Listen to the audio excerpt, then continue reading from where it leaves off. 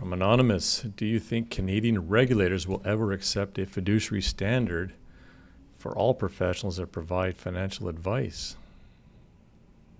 I think that seems pretty unlikely. Our regulatory system here in Canada is heavily influenced by large, powerful financial institutions, a small handful of them. Certain registration categories, like portfolio managers, are held to that higher standard. But I don't know. Would it be good if we had that for everybody? I have seen that there's one paper that looks at, I think it's the annuity market in the U.S. that shows that adding a fiduciary standard led to lower cost product recommendations. Great for consumers, not so great for financial firms. And it's that not so great for financial firms that makes me skeptical that we'll see that type of sweeping reform in Canada. I agree. Well put. Okay, the next one from Andrew K. After more than 300 episodes, you've explored incredible topics and informed countless listeners. What are the top 3 ideas or concepts that have not only changed your view of finance, but also influenced other areas of your life? And you and I, Ben, chatted about this earlier, and this is a tough question. Do you want to go first? Sure, I'll go first.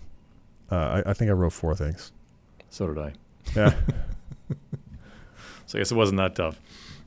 Yeah, I don't know if I like this question because I've been asked a few times, and I think my answer changes every time. There's just so much content. I don't know. Anyway, I'll say what I wrote down this time. I think my conviction in or against any investment strategy has gotten weaker, not stronger over time. After all the people we've talked to and all the research we've done, for every strong conviction that exists, there is an equal and opposite strong conviction from someone equally intelligent and qualified. Which just makes it hard to everyone agrees that this makes sense. That doesn't exist in finance. But isn't that the backbone of why the philosophy we espouse makes sense? Because my first response to that question was my conviction in our philosophy has actually increased over time. However, my desire to convince others has decreased. I don't know. I mean, a lot more people agree on something like just own the market than they do on something like trend following. But there's still very, very strong convictions that you should not be indexing. You know what I mean? Sure, the people that we've spoken to, but if you look at the marketplace, particularly in Canada, has not embraced that. No, I mean, if you look at the dollars invested in funds, absolutely not even close. Yeah. So, I mean, I think we get the question about trend following so much. Trend following has come up in AMAs more than I think any other question. It's like, you think trend following makes sense? Great. Good for you. Awesome. Enjoy. Go do it. Go do That's it. what I mean, but you're not trying to convince people. You put the information out, you interview the people that you found, but you don't have this burning desire to change the world necessarily, to change people's minds. Help inform is one thing. Yeah. To help people form their beliefs. Once people's beliefs have been formed, it's tough to change. Yeah. Yeah. Same thing for gold. You want to invest in gold? I'm happy for you. You want to have factor tilts in your portfolio? Great. I do too. You want to have really aggressive factor tilts? Awesome. Understand what you're getting into, but hey, have fun. You want a market cap weight? Nice. That's great too. You want to be 100% in stocks? After you heard Scott Cederberg?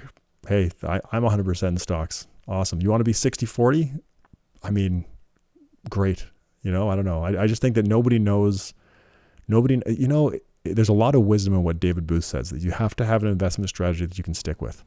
That's right. Nobody knows what the ex ante, but before the fact, nobody knows before the fact what the optimal portfolio looks like. I think that what we do at PWL, I do the exact same thing in my personal portfolio that we do for our clients, just maybe not the same asset allocation as all of our clients, but the same portfolio strategy, the same investment products. I think that makes a lot of sense. It's low cost, it's broadly diversified, it does have some factor tilts, which I think makes sense.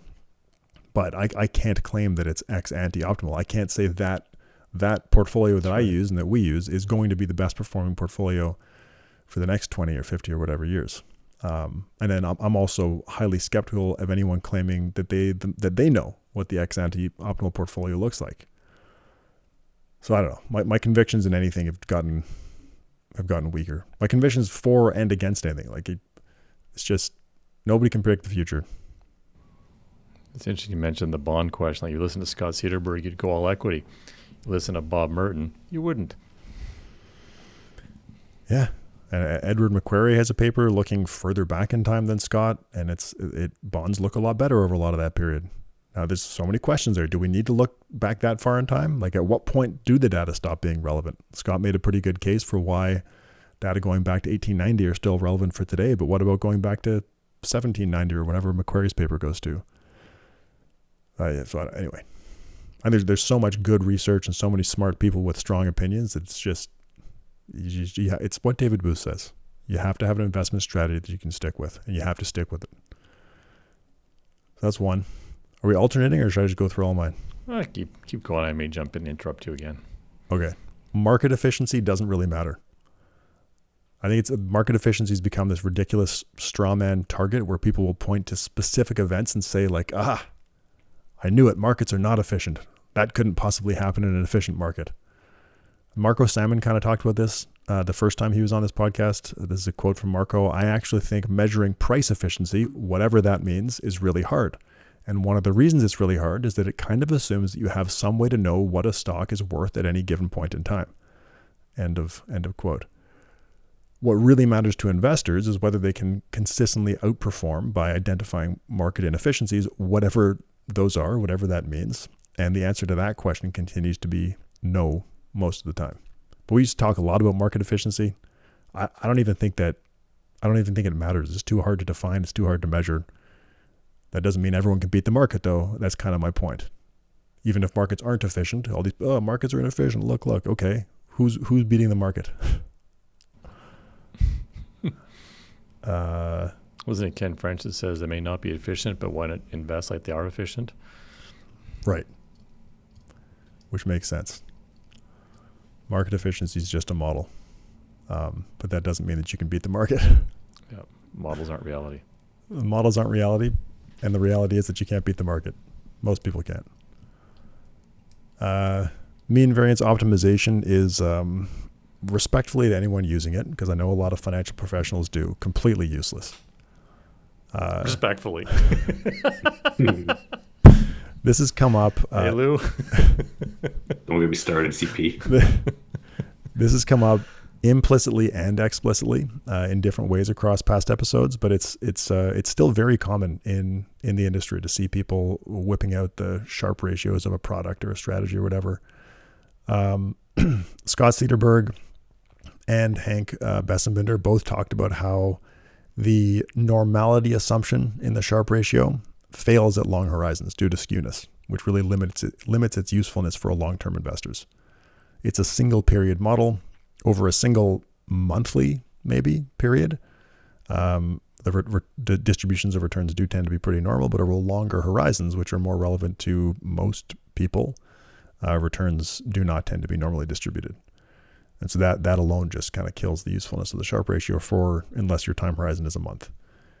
John Cochran's stuff on multi-factor asset pricing suggests that the optimal portfolio for most people is multi-factor efficient, not mean variance efficient. Mean variance efficiency is kind of what you're looking for when you're looking for the highest Sharpe ratio. This means that the portfolio may not be mean variance efficient, which you might say, oh, that's not good. It doesn't have the highest Sharpe ratio. But it's that way because it hedges some other non-portfolio risk that is relevant to you as an individual. And that's not going to show up in a Sharpe ratio. But that doesn't mean it's a bad portfolio if it's hedging something that matters to you. Paul Coluzzo talked about his research on complex instruments in mutual funds and how complex instruments like options can transform some of your standard deviation risk into skew or kurtosis risks, which are not captured in the Sharpe ratio. And that results in an artificially inflated risk-return trade-off. So he talked about that because in their paper evaluating the use of complex instruments in mutual funds, they use something called the manipulation-proof performance measure to get around that problem with the Sharpe ratio. But you take all that stuff together, and I didn't even mention illiquidity. Like, don't even get me started on volatility laundering through illiquid assets and how that affects Sharpe ratios. But it's not if someone says, look how high my Sharpe ratio is. I don't have a whole lot of time for that. So my fourth one, I've got to give a mention to the non-financial stuff too. We've talked so much about it's been a while actually, I guess, but all the stuff on time versus money, experience versus things, time use, goal setting. Cassie Holmes talking about counting the times left of doing stuff in your life. Like I went swimming at the river with my kids last night. I didn't count the times left, but if I did, like there's not that many times left where I've got all four of my kids swimming at the river together. Stuff like that. Commitment devices. Yep. Commitment devices. True. Well, all that stuff. I don't know if I think about it every day, but there bits and pieces of that definitely have filtered into my everyday life and thinking.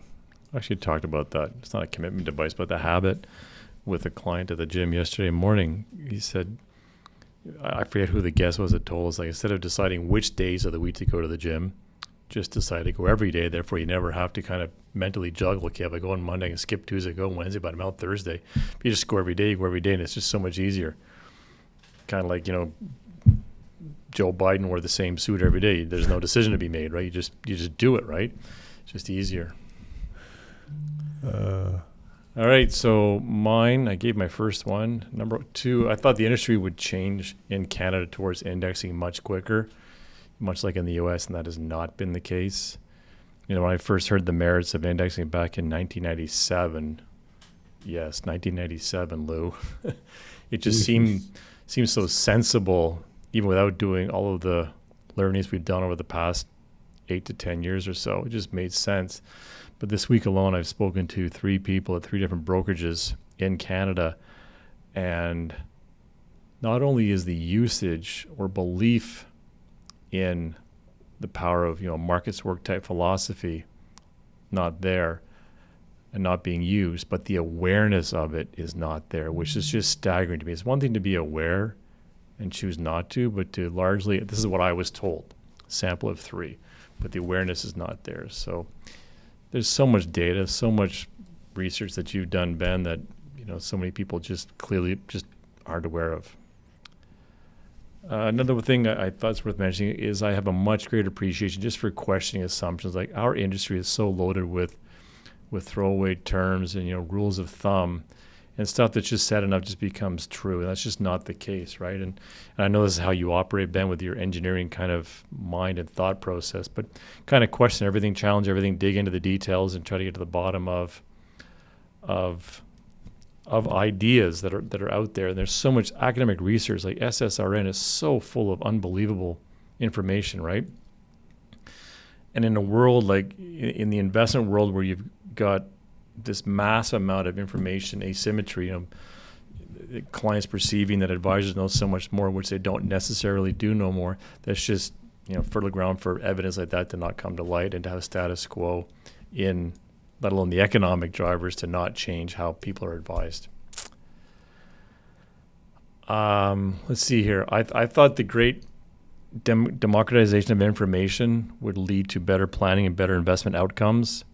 The information on Google, the internet, just in general, the books, the publications, the podcasts, and then let alone social media, which I think has just made a complete disastrous storm for many people trying to get a handle on their finances and what's important to them. What do they want to save for? Where do they get the information? The focus on consumption, this ad-based, algorithm-based force-feeding of information that so many people are completely addicted to. I just think that's a nightmare environment to try to figure out, A, what's important to you long-term, B, how do you manage it, your finances in the near term, so that you can do systematic things day in, day out to reach the ability to have the kind of life you want down the road. I just think it's a complete shame that all this information is being completely polluted in a social media driven world. Yeah, that's a good one. There's a lot of subpar advice online, but that can get accelerated if people pick up on or discuss something catchy, right? There's not that quality filter. Yep. right? Totally. Let alone the drive for consumption. You have an ad-based, I think it was Scott Galloway talked about that, saying the kind of the fundamental flaw of the internet and search is that it's ad-based as opposed to pay-to-play based, which right now I guess you could say the AI world is more pay-to-play based as opposed to ad-based. That's my take on it. Yeah, interesting. I think Canada just did a bit of a, I don't know if it was a crackdown, but they Canadian regulators started voicing concerns about how online influencers may be affecting people. I think they were looking at doing some kind of regulatory intervention. Lou, what's yours? Yeah, I've got three, and the themes are actually pretty similar to what both of you have mentioned. The first one is the one investment philosophy approach.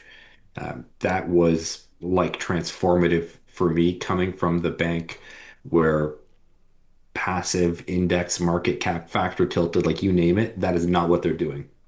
So being able to understand why it makes sense for clients, share that message with clients, and then actually realize how much time as a client-facing planner that frees up for me to go do more meaningful things for clients. Like that blew my mind. The first time that I really learned that there's a better way to invest.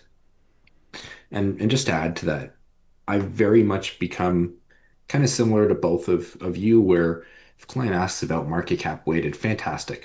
If a client asks about gold, sure. If somebody asks about whole life insurance, and I get a bunch of questions on whole life, um, I've historically been of the mind where I'm going to send you the white paper that PWL has on why whole life insurance is not an optimal investment for long-term money. And then you know what? Like after a handful of conversations, I was like, you know what? If this is the thing that A doesn't disrupt any of our clients' financial objectives and it keeps them in their seat, and maybe there's like a social aspect to it that I'm clearly missing, so be it. They're gonna be fine. So that's kind of number one for me. Number two is the idea of smoothing out your consumption over time. And for those that are on video, I've got this book behind me, Die with Zero, and I'm still reading it, but it's totally transformed my view just in terms of conversations with clients on, creating memories with their families while they can, and that includes spending money relative to just saving every single penny that they can so that they can retire sooner or whatever this looks like. I'm thinking of one client in specific who's an awesome guy, and we built his financial plan, and it was like we were looking at all the numbers, and he wanted to hard stop retire at age 50, and then time went on, and his family was growing, and he was doing more stuff with his family, and his spending was going up. And he was like, Louis, like, do you think we were too aggressive with the planning projections, me being able to shut off my income at age 50? And it was like, you know what, maybe, but what I will tell you is that you are just going to build the most fantastic life, spending more time with your family, even if that means spending more money and maybe working an extra couple years or whatever that looks like. I will tell you right now that you won't regret it. Um, and when Mark retired, I sent him the link to the LinkedIn post, and I was like, this is what I'm talking about. This is what it's about, spending time with your family.